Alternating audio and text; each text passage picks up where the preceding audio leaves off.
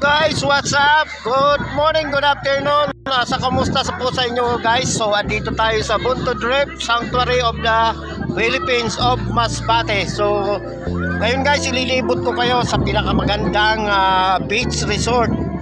Although, may kalayuan ng konti from may tinubuang bayan sa Milagros.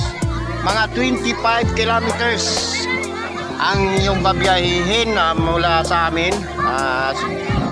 Meron naman kayong mga service, nakamotor kami, 5 motor ang dala namin at saka 2 tricycle guys, dahil medyo may karamihan kami, pero hindi ito kompleto ang aming pamilya at hindi ito in-expect na mga ganito magsama-sama kami kasi from 5 years na hindi kami nakawi. Ngayon pinag-anuhan namin na pupunta kami at magsama-sama kahit papano, magkunting banding sa aming magkakapamilya guys. So yun guys, yung ano na yan, tagboat, marami yan doon, so hatid sundo kami dito. Pag nag-booking kayo guys, kasama na po yung hatid, yung accommodation. So napaka convenience na po para sa mga gustong mamasyal dito.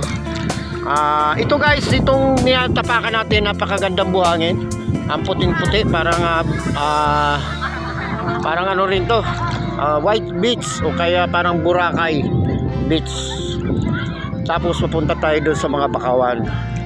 Ito ay pagdating ng high tide na ganito mataas ang tubig, high tide ngayon, so medyo mataas nga, maya ito mga 2 o'clock or 3 o'clock mawawala na po yung tubig dito at bababa na. So isasama ko kayo at i-update ko kayo mamaya din kung hanggang saan ang pagbaba ng low tide guys. So ito, papunta tayo guys doon sa mga bakawan. So ayan guys, so nakikita nyo ito guys, ang pinakamababaw na daanan natin para hindi tayo mahirapan papunta doon.